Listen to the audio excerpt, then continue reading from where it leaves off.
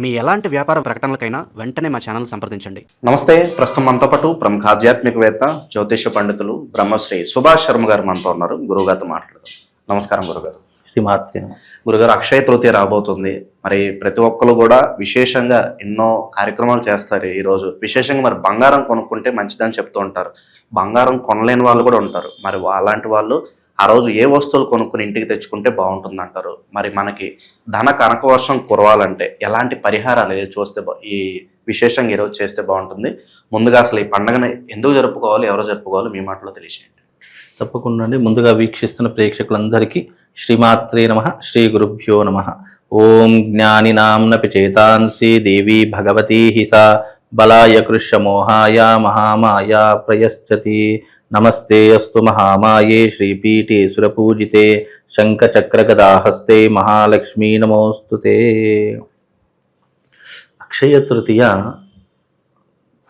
సంవత్సర కాలంలో వైశాఖ మాసంలో వచ్చే అద్భుతమైనటువంటి రోజు అండి. వైశాఖ మాసంలో 3వ రోజు వచ్చేటటువంటి ఈ తృతీయ, అక్షయ తృతీయ అనేటటువంటిది మనిషి జీవితంలో అక్షయ పాత్రలా ఫలింపజేసేటటువంటిది అక్షయ తృతీయ అని పేరు. అయితే ఈ అక్షయ తృతీయ రోజే బంగారము కూడా పుట్టినటువంటి రోజు అని శాస్త్రం. బంగారం ఎప్పుడు పుట్టింది భూమి మీద అని అంటే అక్షయ తృతీయ రోజే పుట్టింది. విష్ణు సహస్రనామాల్లో గనక మీరు చూసుకున్నట్టయితే హిరణ్యగర్భో భూగర్భో మాధవో మధుసూదన అనే ఒక శ్లోకం వస్తుంది. అంటే గండకీ నదిలో బంగారం పుట్టినటువంటి రోజుగా కూడా పరిగణించేటటువంటి రోజు అక్షయ తృతీయ. అందుకే ఈ రోజున బంగారం కొనాలి అనేటటువంటిది సామెతలోకి వచ్చింది. కానీ ఈ రోజున బంగారం కొన్నా కొనకపోయినా లక్ష్మీదేవిని, విష్ణుమూర్తిని ఆరాధన చెయ్యాలి అని శాస్త్రము. అలాగే ఈ రోజున ఏదైతే మనం కొనుక్కుంటామో, ఏ వస్తువునైతే మనం కేవలం బంగారం అనే కాదు, ఇల్లు లేదు, స్థలము లేదు, విలువైనటువంటి వస్తువులు, వాహనాలు, ఇలాంటివి ఏవైతే కొనుక్కుంటామో అవి అక్షయంలా మన జీవితంలో ఎప్పటికీ కూడా తరగకుండా, అమ్మేసుకోకుండా ఇంకా 10 రకాలైనటువంటి వస్తువులను కొనేలా చేసేటటువంటిది ఈ తిథి యొక్క ప్రధానమైనటువంటి లక్ష్యం. కాబట్టి ఈ రోజున మనం ఏ సాధన చేస్తామో, ఏ రకమైనటువంటి పనిని చేస్తామో అది 10ంతలుగా పెరిగేటటువంటిది అక్షయ తృతీయ అనేటటువంటిది. ఈ రోజున లక్ష్మీనారాయణులను పూజించడం, అలాగే ఈ రోజున పరశురాముడి పుట్టినరోజు కూడా విశేషంగా పరశురాముడు పుట్టినటువంటి రోజు. అలాగే కుబేరుడు నవనిధులకు అధినాయకుడు అయినటువంటి రోజు, కుబేరుడి యొక్క అనుగ్రహాన్ని పొందేటటువంటి రోజు. అలాగే గండకీ నదిలో బంగారం ఆవిర్భవించినటువంటి రోజు. ఎందుకు బంగారానికి అంత ప్రాధాన్యత అంటే బంగారాన్ని దేవతాలోహంగా పూజిస్తూ ఉంటారు. బంగారం అంటే ఎందుకు అంత విశేషం అంటే అది దేవతాలోహంగా పరిగణించబడుతుంది కాబట్టి దానికి అంత ప్రాధాన్యత అని చెప్పడం జరిగింది. రెండో విషయం ఏమిటి అని అంటే గనక మన సనాతన ధర్మంలో భారతీయులు ఏ పండగైనా, ఏ శుభకార్యమైనా మొట్టమొదటిగా ఆలోచించేది బంగారం గురించి ఆలోచిస్తారు. అందుకే అక్షయము అంటే అర్థం ఏంటి? తరగనటువంటిది, ఎప్పటికీ కూడా నిండు కుండలా ఉండేటటువంటిది, ఎప్పుడూ అయిపోయేలా ఉండేటటువంటి, అంటే అయిపోకుండా ఉండేటటువంటిది అక్షయ తృతీయ అని అర్థం. అంటే అక్షయంలా నీ జీవితంలో ఎప్పుడూ కూడా నిండు కుండలా ఉండేటటువంటి రోజు. ఈ రోజున చేసే ఏ పనైనా నీ జీవితంలో అక్షయ సాధనలా ఉంటుంది. నువ్వు మంచి పని చేసావు, సత్కర్మలు చేసావంటే అవే కర్మలు నిన్ను ముందుకు తీసుకుని వెళ్తాయి.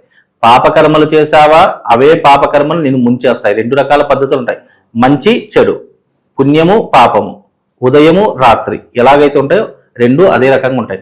నువ్వు చేసే కర్మలను బట్టి నీ జీవితం ముందుకు వెళ్ళాలా లేదా పాతాళానికి వెళ్ళాలా అనేది నీవు చేసే సత్కర్మలను బట్టి ఉంటుంది.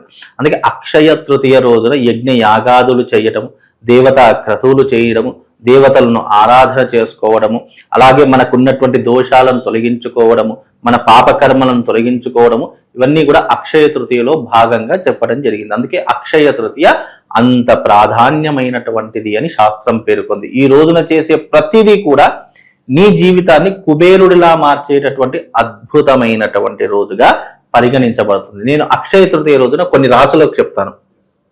ముఖ్యంగా కర్కాటక రాశి వారు వెండి లేదా బంగారం తప్పకుండా కొనాలి. అలాగే సింహరాశి వారు తప్పకుండా బంగారాన్ని కొనాలి. అలాగే ముఖ్యంగా మకర రాశి వాళ్ళు, అలాగే కుంభరాశి వాళ్ళు, అలాగే మేషరాశి వాళ్ళు, ఈ రాశుల వారు ఎవరైతే ఉన్నారో తప్పకుండా ఆ రోజున బంగారాన్ని కొనాలి. ఎందుకు అంటే వీళ్లకు ఈ సంవత్సరము అదృష్ట యోగం లేదు, గురు యోగం లేదు. కనుక వీళ్ళు ఈ సంవత్సరం బంగారం కొంటే, అంటే అక్షయ తృతీయ రోజున బంగారం కొంటే ఎంతో కొంతవరకు వీళ్ళకి జీవితంలో డబ్బుకి లోటు ఉండదు. రెండవ విషయం, బంగారం కొనడంతో పాటు ఆ రోజున ధనాకర్షణ తంత్రయాగము అనే ఒక అద్భుతమైనటువంటి యాగం అండి. పూర్వకాలంలో ఈ యొక్క యాగం ఎంతో మంది ఋషులు, సత్పురుషులు, దేవతలు, అలాగే ఎంతో మంది మానవ మాతృలు ఆచరణ చేసి ధనాన్ని పొందినటువంటి దాఖలాలు చాలా మటుకు, చాలా జీవితాలు ఇప్పటికీ కూడా. మీకు తెలుసో తెలియదో, మార్వాడి వాళ్ళ ఇంట్లో అక్షయ తృతీయ వచ్చిందంటే ఎవ్వరికీ తెలియకుండా వాళ్ళు రాత్రి సమయంలో, అంటే 11 నుంచి 12 గంటల మధ్య సమయంలో కానీ, లేదా సాయంకాలం ప్రదోష కాలము అని అంటూ ఉంటాం, 6 నుంచి 8 గంటల మధ్య కాలంలో కానీ, వాళ్ళు ఆ రోజున ఇంట్లో లక్ష్మీదేవిని ఆరాధన చేసి మహాలక్ష్మి యాగం చేస్తూ ఉంటారు. అందుకే మీరు ఏ మార్వాడి వాళ్ళ ఇంట్లో చూసుకున్నా డబ్బుకి కొరత ఉండదు. ఇంకా ఏదైనా వాళ్ళు చూడ్డానికి వేరే రకంగా కనిపించినా, చినిగిపోయిన బట్టలు వేసుకొని కనిపించినా, నోట్లో ఎప్పుడు ఆ పాన్ పరాకులు గుట్లలు వేసుకొని కనిపించినా డబ్బుకి లోటు ఉండదు. మళ్ళీ వాళ్ళు చేసే దందాలు, బిజినెస్ మళ్ళీ పక్కడ్బందీగా ఉంటాయి. సొంత అన్నదమ్ములు వచ్చినా కూడా నాకేంటి నీకేంటి అని మాట్లాడే తరహాలో మాత్రం వాళ్ళు కనిపిస్తారు. మీరు ఎప్పుడైనా గమనించారు. ఎందుకు అంటే వాళ్ళు ఇలాంటి పవిత్రమైనటువంటి రోజులు వినియోగిస్తారు. అలాగే మన జీవితంలో కూడా అలాంటి యోగం రావాలి, లక్ష్మీ కటాక్షం కలగాలి అంటే ధనాకర్షణ తంత్రయాగం చేసుకోవడం ఆ రోజున చాలా విశేషమైనటువంటి పుణ్య ఫలితాలను కలిగిస్తుంది. ముఖ్యంగా ధనాకర్షణ తంత్రయాగంలో ఏ రాసుల వాళ్ళు పాల్గొనాలి అంటే, ముఖ్యంగా ఇప్పుడున్నటువంటి ఈ 2026లో వృషభ రాశి వారు, అలాగే కర్కాటక రాశి వారు, అలాగే సింహరాశి వారు, తులారాశి వారు, మకర రాశి వారు, కుంభ, మీన, మేష ఈ రాసుల వారు తప్పకుండా ఈ సంవత్సరము ధనాకర్షణ తంత్రయాగం చేయించుకోవాలి. ఎందుకంటే వీళ్ళకు గురు యోగం అనేటటువంటిది లేదు, గురు బలం అనేటటువంటిది కనిపించట్లేదు. గురు బలం లేకపోతే ఆర్థిక పరమైనటువంటి ఇబ్బందులు చాలా రకాలుగా అనుభవిస్తారు. అలాంటి ఆర్థిక పరమైనటువంటి ఇబ్బందుల నుంచి బయటపడడానికి ఈ అక్షయ తృతీయ వాళ్ళ జీవితంలో చాలా చక్కనైనటువంటి మార్గాన్ని నిర్దేశిస్తుంది. అందుకే అక్షయ తృతీయ అంత విశేషమైనటువంటిది అని శాస్త్రం. గురుగారు, అలాగే బంగారం కొనలేని వాళ్ళు ఉంటారు. ఆ రోజు ప్రత్యేకంగా ఎలాంటి వస్తువులు కొనుక్కుని మన ఇంటికి తెచ్చుకుంటే అదృష్టం కలిసి వస్తుంది? ముఖ్యంగా బంగారం కొనాలి అనేటటువంటిది ఏ శాస్త్రంలో లేదండి. కాకపోతే విలువైనటువంటి వస్తువులు కొందాము అనేటటువంటి ఆలోచన, డబ్బున్న వాళ్ళు కొంటారు, డబ్బు లేని వాడు ఏం చేస్తారు. కాబట్టి ఆ రోజున ఉప్పు అంటే లవణం కానీ, లేదు బెల్లం కానీ, లేదు ఒక చీపిరి కట్ట కానీ, లేదు అంటే గనక ఇలాంటి చిన్న చిన్న వస్తువులు తీసుకొని రావడము, లేదు అని అంటే గనక ఆ రోజున ఈ వస్తువులతో పాటు మీ ఇంటికి వెండి, కనీసం 1 గ్రాము వెండి అయినా తీసుకొచ్చి పెట్టుకోండి. తద్వారా వాళ్ళకు శుభం కలుగుతుంది అని శాస్త్రం. ఎందుకంటే లక్ష్మీప్రదమైనటువంటి వస్తువులు ఇవన్నీ కూడా లక్ష్మీప్రదమైనటువంటి వస్తువులు. లేదు అవి కూడా పసుపు కుంకుమైనా తీసుకొని రండి. ఆ రోజున ఈ మంగళకరమైనటువంటి ద్రవ్యములు మీ జీవితాన్ని మంగళకరంగా మారుస్తాయి అని శాస్త్రం. బంగారము తప్పకుండా కొనాలి, కొనకపోతే ఏదో అనర్థం జరిగిపోతుంది అని ఎవ్వరు అసలు బంగారం కొనాలి అని లేదు. కాకపోతే ఈరోజు బంగారం యొక్క పుట్టినరోజు, అంటే భూమి మీద మొట్టమొదటిగా బంగారం వచ్చినటువంటి రోజు అనే ఒక శాస్త్ర నియమాన్ని బట్టి ఇదంతా కూడా వచ్చింది. కానీ బంగారం కొంటే మనం బాగుంటుంది, కొనకపోతే లాస్, ఇవన్నీ ఏం లేవండి. అనవసరంగా అపోహలు నమ్మి అనవసరంగా మోసుకో. ఉప్పు తీసుకొచ్చినా మీ ఇంటికి శుభమే, చీపిరి కట్ట తీసుకొచ్చినా ఆ ఇంటికి శుభం, ఆ రోజు బెల్లం తీసుకొచ్చినా శుభమే, ఆ రోజున గోమతి చక్రాలు తీసుకొచ్చినా శుభమే, ఆ రోజున మీకు కావాలంటే యంత్రం ఇస్తాను, ఆ యంత్రం తీసుకొని మీ ఇంట్లో పెట్టుకోండి, అది కూడా శుభమే. కాబట్టి నేను అందుకే అక్షయ తృతీయ ఏం చేస్తాను అంటే, ఎవరైతే అక్షయ తృతీయ యాగంలో పాల్గొంటారో వాళ్ళకు శివశక్తి స్ఫటికలింగం ఒకటి ఇస్తాను, ధనాకర్షణ యంత్రము అనేటటువంటిది ఒకటి ఉంటుంది. ఈ 2 వస్తువులు వాళ్ళకి ఇస్తా. ఎప్పుడైతే ఆ యాగం చేసుకుని ఆ వస్తువులు వాళ్ళ ఇంట్లో పెట్టుకుంటారో ధనానికి లోటు ఉండదు. ఇక 10 మందికి సహాయం చేసేటటువంటి స్థితిలో ఉంటారు. అప్పులు ఉన్నటువంటి వాళ్ళకు అప్పుల బాధలు క్లియర్ అయిపోతాయి. అందుకే ఈ అక్షయ తృతీయ రోజున చేసుకునే యాగానికి చాలా పరమ పవిత్రత ఉందండి. గురుగారు, అలాగే ఇంట్లోనే మేము పూజ చేసుకోవాలనుకుంటున్నాం గురుగారు, మేము అక్కడ ఎవరు రాలేము అనుకునే వాళ్ళు కూడా ఉంటారు. సింపుల్గా మరి ఆ రోజు ఇంట్లో పూజ విధానం ఏ విధంగా ఉంటే బాగుంటుంది?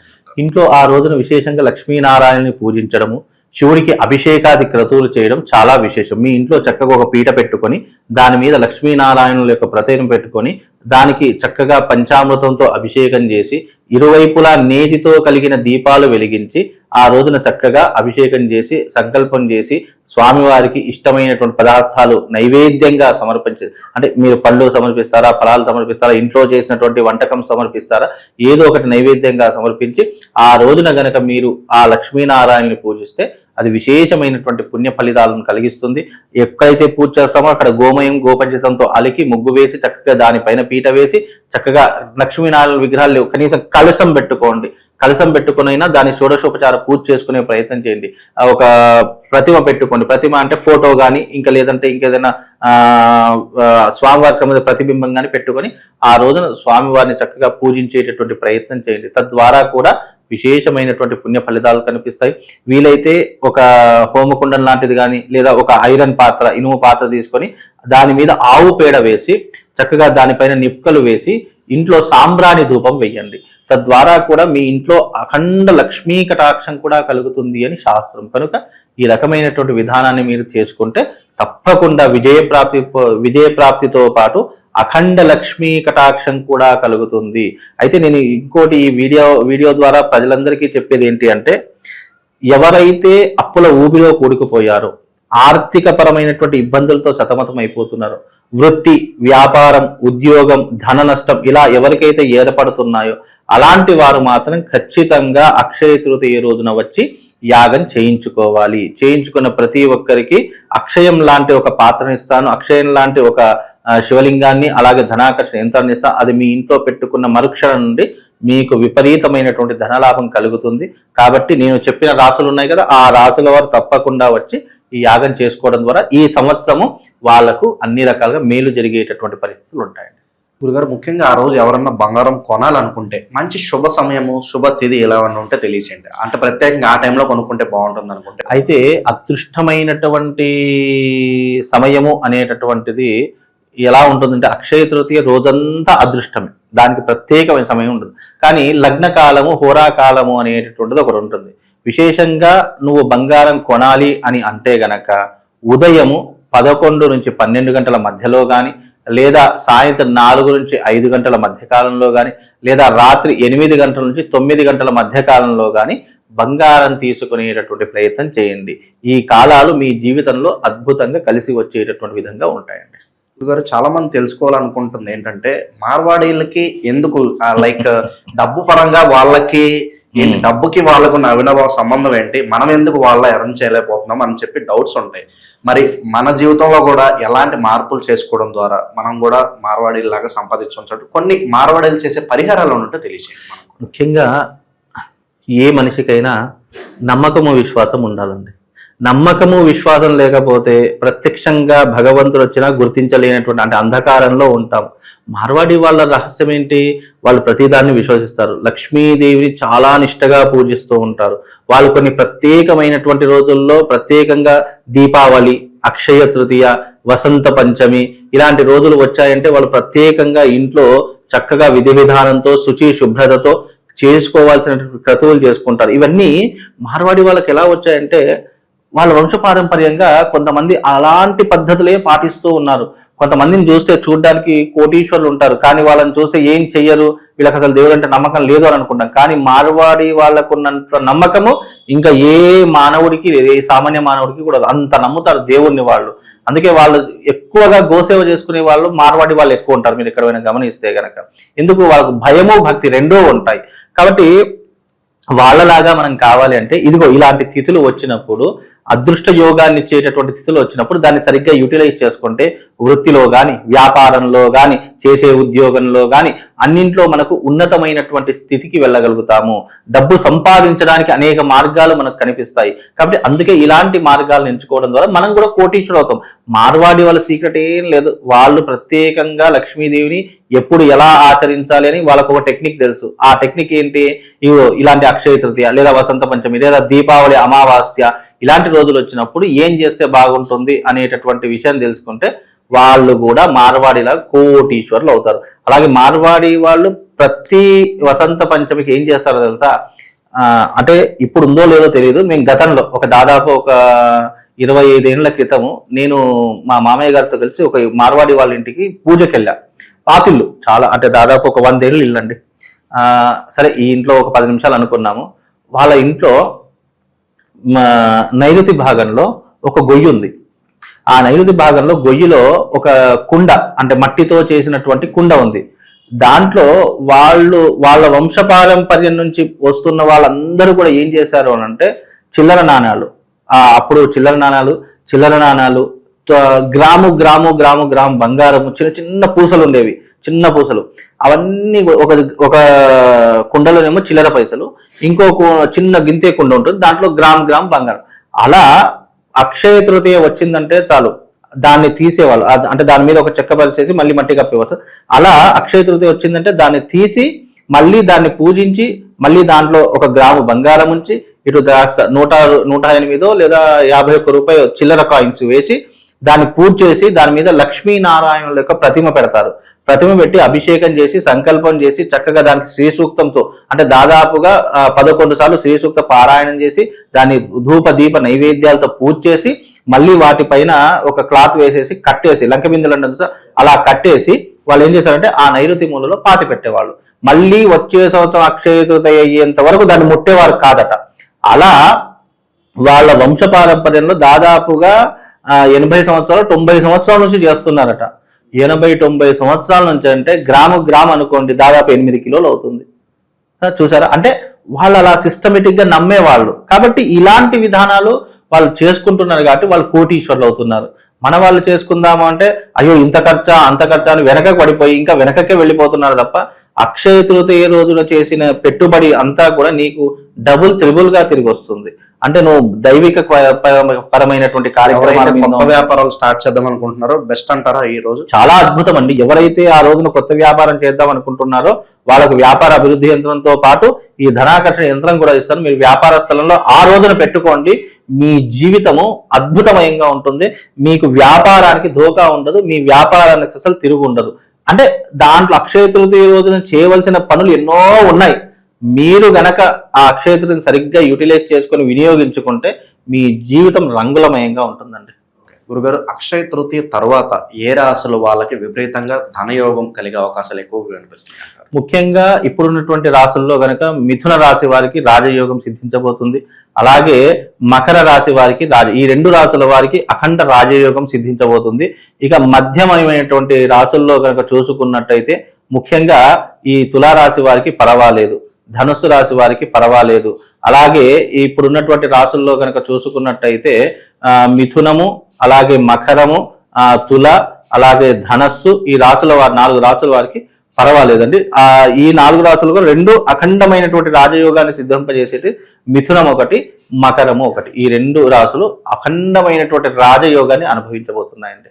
ఓకే గురుగారు, చివరగా ప్రతి ఒక్కరు కూడా గురువుగారు ఎంత సంపాదించినా డబ్బులు ఇవ్వట్లేదు. ప్రతి ఒక్కరికి ఇదే కంప్లైంట్. మరి నిలవకపోవడానికి సాధారణంగా మనం చేస్తున్న తప్పులు ఏంటంటారు? నిలవకపోవడానికి చేస్తున్నటువంటి తప్పులు ఏంటి అంటే, ఒకటి గ్రహచార లోపం వల్ల మనం ఎంత డబ్బులు ఆపుకుందాం అనుకున్నా ఆపుకోలేము. రెండవది వ్యసనాలు. మళ్ళీ తర్వాత ఈ లగ్జరీ లైఫ్ అనేటటువంటి భ్రమలో పడిపోయి మనం అప్పులున్నా సరే అప్పులు తీర్చుకుందామని ఎవరు అనుకోరు, కానీ ఈ అప్పులు ఉంటాయి ఎప్పటికి ఉండేవి, కానీ మనం లగ్జరీగా కనిపించాలి అనే ఒక భ్రమలో ఒక మాయలో పడిపోయి వెనక ఎన్ని బొక్కలు ఉన్నాయో కాదు, ముంగట మనకు కారు కనిపిస్తుందా, బంగ్లా కనిపిస్తుందా, మనం లగ్జరీగా కనిపిస్తున్నామా అనేది ఆలోచిస్తారు. కానీ వెనక బొక్కలు చాలా ఉంటాయి. దీనికి ప్రధానమైనటువంటిది ఏంటంటే తొందరపడి తీసుకునే నిర్ణయాలు, అహంకారంతో తీసుకునే నిర్ణయాలు, అలాగే మన దగ్గర డబ్బులు మళ్ళీ వస్తాయిలే కదా అని చెప్పేసి అసలు ఏమాత్రం జాగ్రత్తగా లేకుండా అజాగ్రత్తగా ఉండడము, ఇవన్నీ కూడా డబ్బులు పోవడానికి ప్రధానమైనటువంటి కారణాలు. కాబట్టి నువ్వు డబ్బుని ఎంత జాగ్రత్తగా కాపాడుకుంటావో ఆ డబ్బు నిన్ను అలా అంతే జాగ్రత్తగా కాపాడుతూ ఉంటుంది. లేదు అని అంటే ఎప్పటికైనా తొందరపడి తీసుకున్న నిర్ణయాలు, అహంకారంతో తీసుకున్న నిర్ణయాలు, కోపంతో తీసుకున్న నిర్ణయాలు నీ జీవితంలో డబ్బుని కోల్పోయేలాగా మాత్రమే చేస్తాయి. కాబట్టి ఈ 3 వదిలేస్తే ఏ మనిషి అయినా హ్యాపీగా ఉంటాడండి. అక్షయ తృతీయ గురించి ఎన్నో ఆసక్తికర విశేషాలు తెలియజేశారు. ధన్యవాదాలు.